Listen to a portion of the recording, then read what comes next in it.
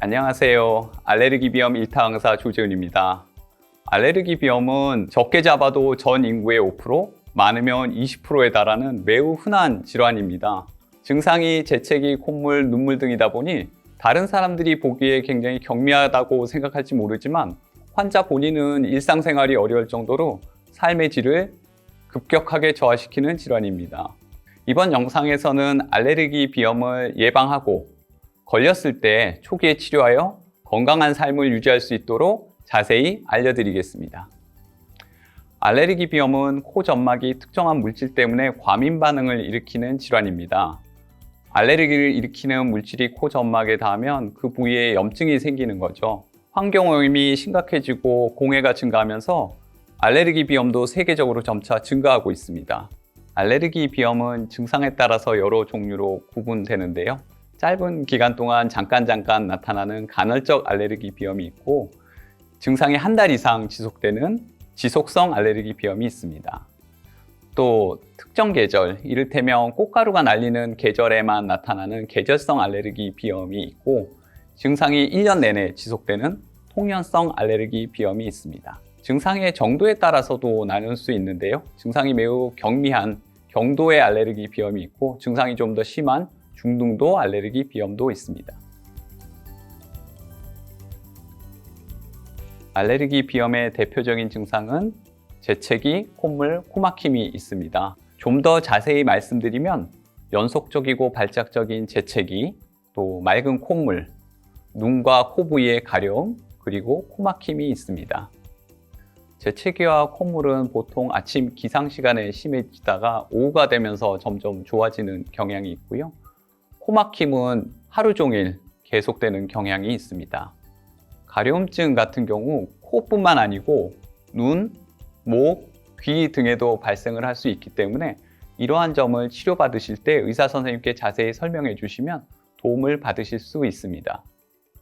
환자들이 겪는 증상은 굉장히 다양하지만 흔한 순서대로 말씀드리자면 코막힘이 가장 흔하고요. 그 다음에 콧물, 재채기, 또 눈물, 두통, 냄새를 잘 맡지 못하게 되는 후각감퇴, 그리고 흔히들 코맹맹이 소리라고 하는 폐쇄성 비음 등이 있습니다.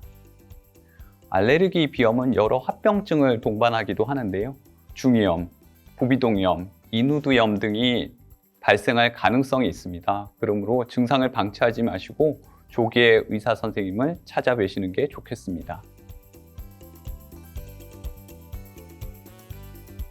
천식과 마찬가지로 알레르기 비염도 어떤 유전적인 요인과 환경적인 요인이 만나서 생기는 질환으로 알려져 있습니다.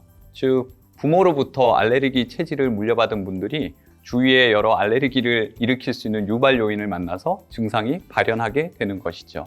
알레르기 비염을 악화시키는 대표적인 요인으로서는 기후변화, 감기, 오염된 공기, 스트레스 등이 있습니다.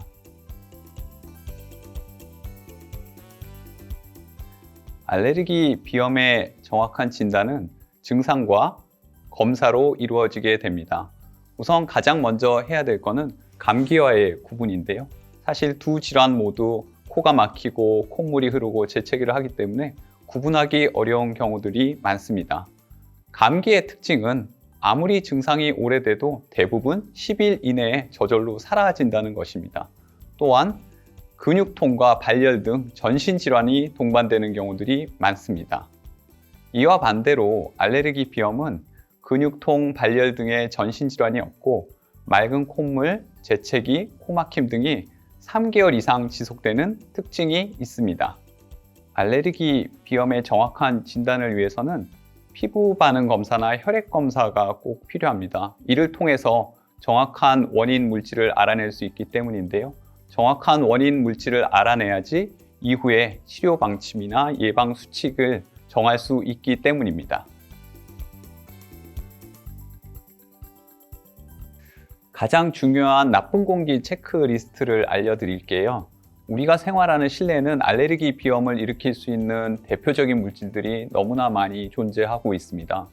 대표적으로는 진먼지 진드기, 반려동물의 털과 비듬, 바퀴벌레, 곰팡이 등이 있습니다. 원인을 없애는 것도 중요하고요. 자주자주 환기를 시켜서 맑은 공기를 유지해 주는 것도 중요합니다.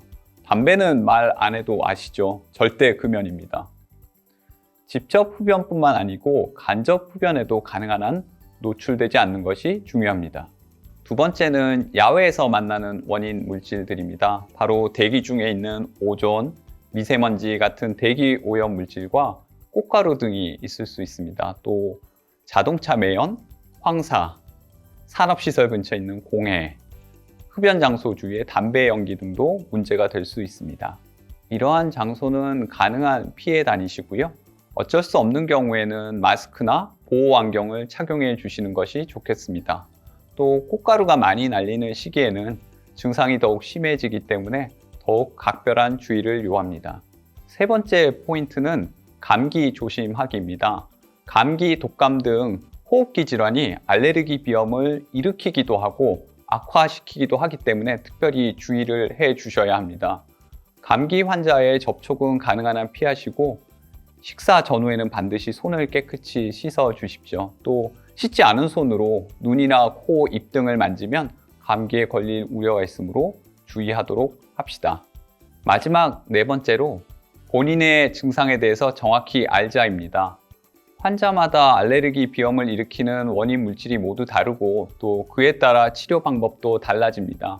따라서 피부 반응 검사나 혈액 검사를 통해 정확한 원인 물질을 밝히고 치료 방법뿐만 아니고 일상생활에서 문제가 되는 환경과 원인 물질을 피하는 것이 매우 중요합니다. 유전 요인을 갖고 있다 하더라도 일상생활에서 예방수칙을 잘 지키면 충분히 알레르기 비염으로부터 자유로운 생활을 하실 수 있습니다. 이상 알레르기 비염 1타 강사 조준이었습니다. 감사합니다.